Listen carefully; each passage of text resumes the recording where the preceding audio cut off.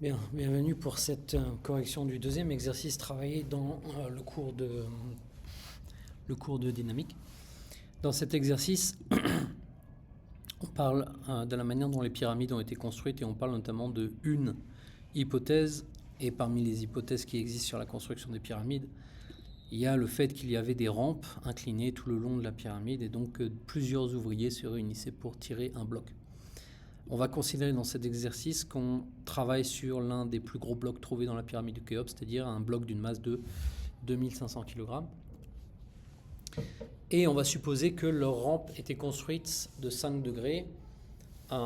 Et on va supposer que l'utilisation de rondins de bois permet d'avoir un coefficient de frottement solide dynamique réduit à 0,020.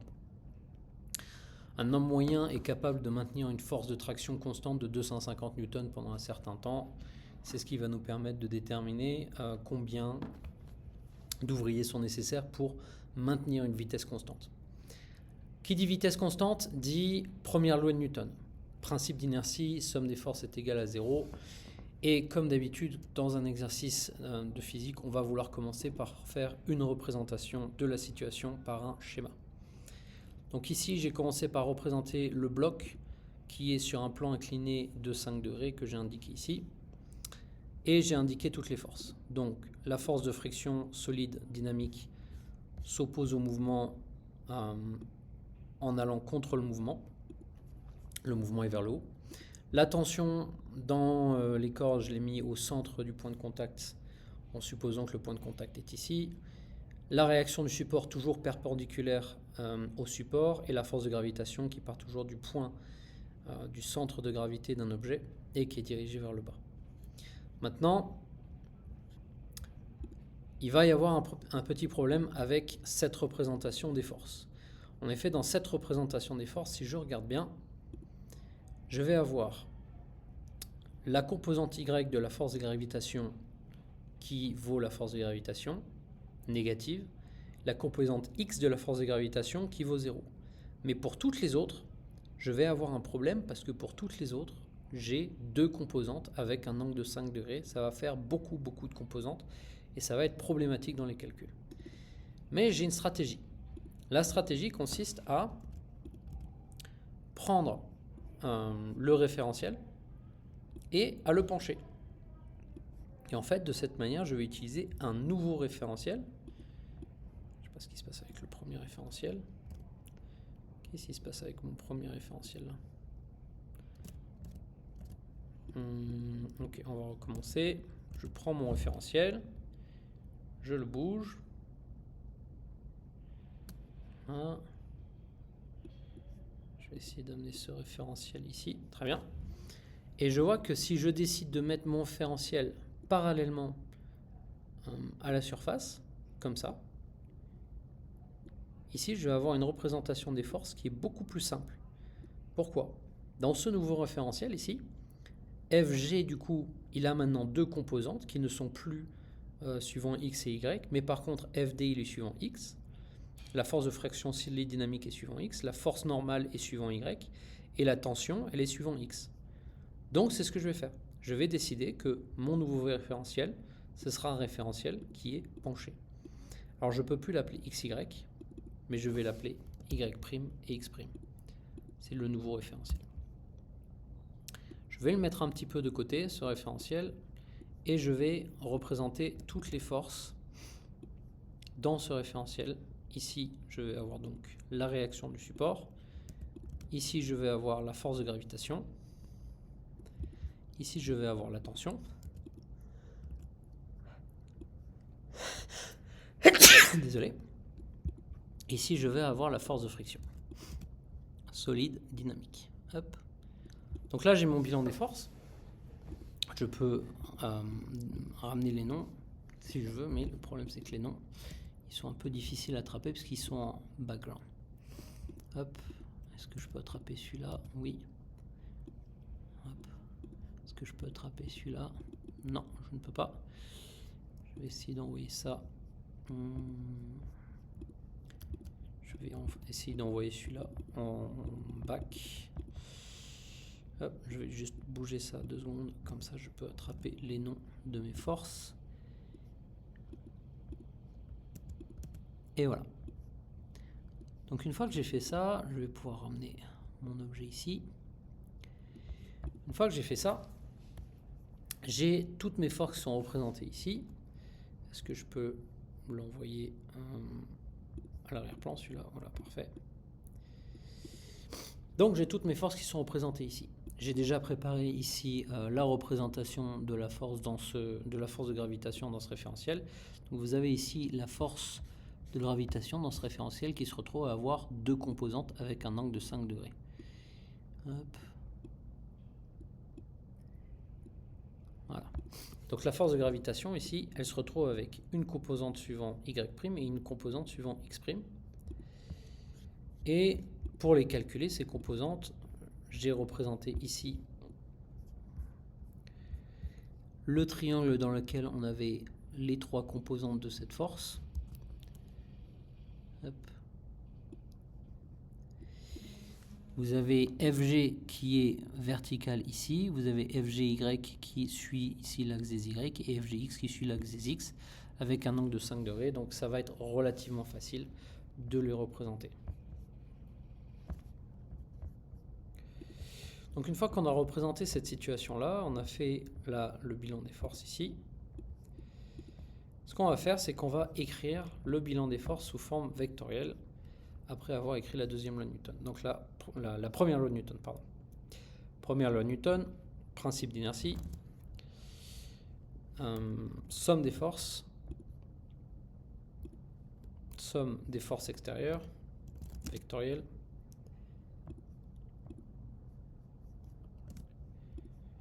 la somme des forces extérieures est égale à 1 vectoriel. La somme de mes forces ici, c'est quoi?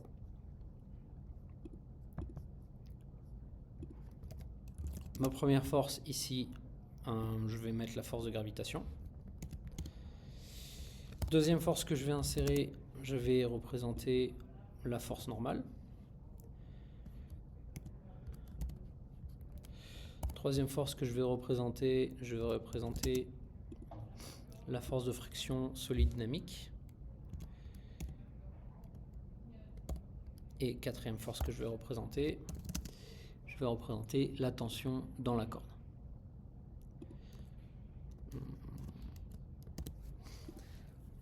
J'ai préparé ma matrice pour pouvoir représenter ces forces. Je vais avoir en bas les projections suivant Y et en haut les projections suivant X. Sans oublier qu'en réalité c'est X' et Y', mais j'ai pas envie de surcharger mes équations.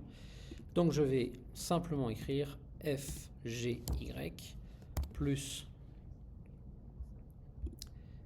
FNY plus F de friction dynamique suivant Y plus la tension suivant Y. Et je vais faire exactement la même chose pour X. Pour l'instant, je n'ai rien calculé. Tout ce que j'ai fait, c'est qu'en fait, j'ai donné un nom aux projections de mes forces. Et maintenant, je vais les identifier. Regardez laquelle vaut quoi. La plus difficile à faire, c'est la force de gravitation, parce que la force de gravitation, comme vous voyez, elle est dans un triangle dans lequel elle n'est pas portée par un des axes. Mais les autres, elles sont portées par des axes. Donc on peut les identifier, celles-là. On voit que par exemple, FNY, c'est juste Fn, et FNX, c'est 0, parce que Fn est sur Y. Donc je vais pouvoir remplacer les forces une à une, en identifiant lesquelles sont nulles et lesquelles ont une valeur qui est suivant leur axe. Donc Fnx, c'est 0. Fny, c'est juste Y. On va regarder maintenant la tension. La tension, elle est portée par X. Et elle est portée positivement par X. Donc Tx, c'est juste T. Et Ty, c'est 0. Donc Tx, c'est juste T. Et Ty, c'est 0. On va regarder maintenant la force de friction solide dynamique. La force de friction solide dynamique, elle est portée par moins X. Donc la force de friction solide dynamique, elle vaut juste force de friction solide dynamique sur moins X, négatif. Et elle vaut 0 suivant Y. Donc celle-là suivant Y, elle vaut 0. Et celle-là suivant Y, et celle-là suivant X, elle vaut juste force de friction solide dynamique. La seule qui nous reste à déterminer, qui est la plus difficile, c'est la force de gravitation X. Alors, est-ce que je vais utiliser un cosinus ou un sinus? Ici, je vois que si je veux représenter le cosinus de 5 degrés, si j'utilise la règle SOHCAHTOA, le cosinus de 5 degrés, il s'écrit comme étant le côté adjacent sur l'hypoténuse. Le côté adjacent, c'est FGY. Donc, cos de 5 degrés est égal à FGY sur FG. Donc, FGY, c'est cos de 5 degrés fois FG. Donc, FGY, ça va être FG cos de 5 degrés. Et ici, si je veux exprimer le sinus de 5 degrés, le sinus de 5 degrés, c'est FGX opposé sur hypoténuse, FGX sur FG. Donc, FGX, c'est FG fois sinus 5.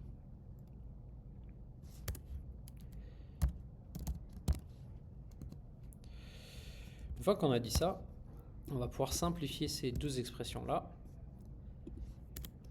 qui vont nous donner deux équations. Et tout ça, évidemment, ça donne... j'ai évidemment oublié de l'écrire, mais ça donne un vecteur nul. Il ne faut pas que j'oublie d'écrire le vecteur nul. Ici, je vais écrire vecteur nul. Et ici, je vais écrire vecteur nul. Je peux enlever mes deux symboles ici. Et ici, je vais écrire vecteur nul, mais je vais l'écrire sous forme de parenthèse. Tout ça forme un vecteur nul. Il y a encore quand même une simplification qu'on peut faire. On sait que la force de friction dynamique, alors déjà on s'est trompé dans le signe, elle est vers le côté moins. On s'est également trompé dans les signes de la force de gravitation. Elle est dirigée vers en bas à gauche, donc elle est négative dans les deux cas. On peut remplacer Fg par l'expression de la force gravitationnelle, c'est-à-dire mg. Et on peut remplacer ici aussi par mg. Oups. mg. Et on peut également remplacer la force de friction solide dynamique par son expression. Et on sait que la force de friction solide dynamique, c'est coefficient de friction solide dynamique mu multiplié par la force normale. Voilà. Donc là, on a nos deux expressions qui sont prêtes. On va utiliser les deux expressions pour répondre à la question, c'est-à-dire qu'à la fin, on veut connaître la tension T. Mais dans la première expression, on a T qui est inconnu, Fn qui est inconnu, mu on connaît, mg sinus 5 degrés on connaît. Donc on a deux inconnus, ça ne va pas. Par contre, dans la deuxième expression, on a m on le connaît, g on le connaît, cos 5 degrés on le connaît, la force de friction, la force de réaction du support on ne la connaît pas. Mais justement, c'est la seule chose qu'on ne connaît pas. Donc on va copier-coller la deuxième expression, on va utiliser l'expression 2 et on va la résoudre. On va se remettre en taille normale et on va résoudre cette expression-là. 2, pareil, on le veut en normal. S'il te plaît. Voilà, on va résoudre ça. Et donc égal à 0. Bon, ben 0 et 0, on va pouvoir les enlever. Hop. Et il va nous rester Fn est égal à mg cos 5 degrés. Juste copier-coller ceci. Fn est égal à... Non, je ne vais pas le faire comme ça. Je vais prendre cette partie-là, que je vais mettre de ce côté-là. Bon, maintenant on a une expression de Fn. Bah, cette expression de Fn, on va pouvoir la mettre dans l'équation 1. Ici. Ce qui fait que dans l'équation 1, on n'a plus qu'une seule inconnue. Hop. Donc ça, c'est l'équation 1, la première ligne. On va mettre en taille normale. Et dans l'équation 1, mg sinus 5 degrés, on connaît. 0, on s'en fiche. Mu, on le connaît. Fn, on ne le connaît pas. Et t, on le cherche. Mais maintenant, on a une expression de Fn qu'on va pouvoir remplacer dans cette équation. C'est mg cos 5 degrés. Donc on prend mg cos 5 degrés et on l'insère ici dans l'équation.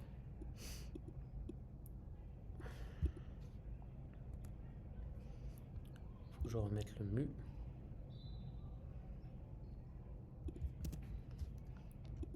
Voilà. On va pouvoir résoudre cette équation-là. On va isoler t. T est donc égal à le 0, il va disparaître. Mu mg cos 5 degrés va passer de l'autre côté et devenir positif. Mu mg sinus 5 degrés va passer de l'autre côté en positif. Tout ça disparaît. Il reste t est égal à tout ceci. On peut factoriser par mg.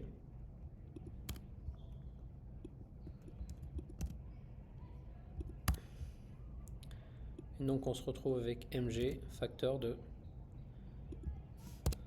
mu cos 5 degrés plus sin 5 degrés.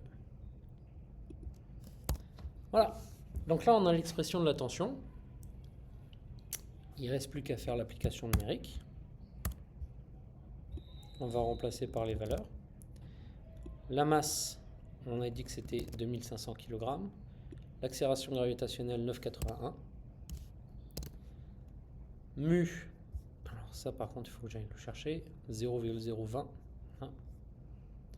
0,020. Cos 5 degrés plus sinus 5 degrés. On va ouvrir le calculateur et on va calculer tout ça.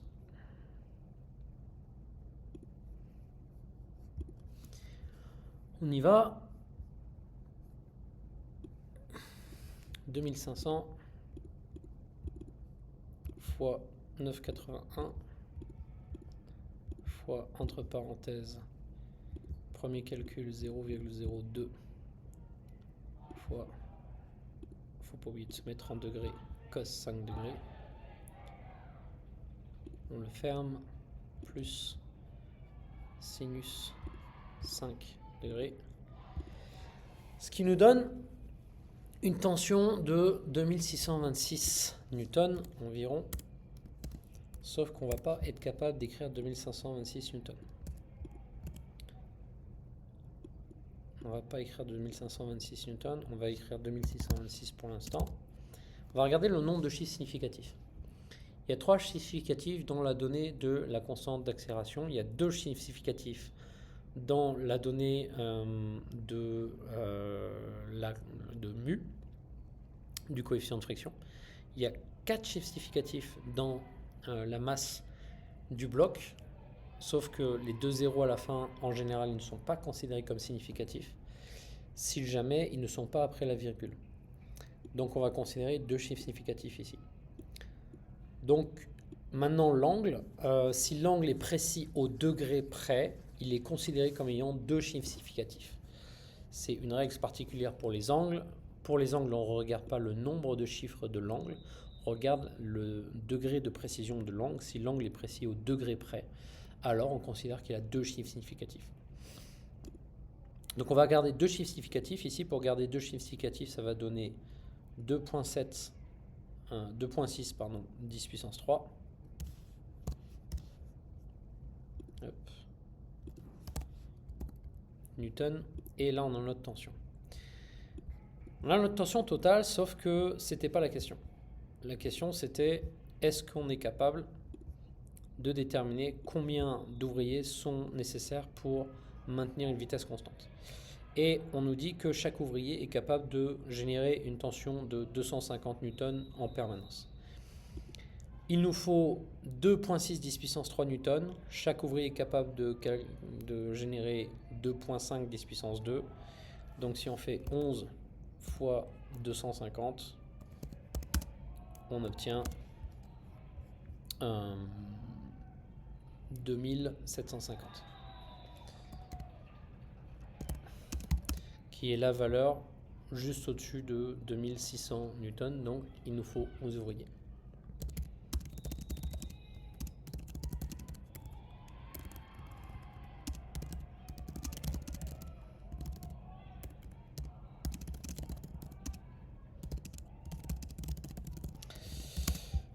C'est tout pour cet exercice-là. c'est tout pour cet exercice-là et on se voit dans une autre vidéo pour les exercices sur la deuxième loi de Newton.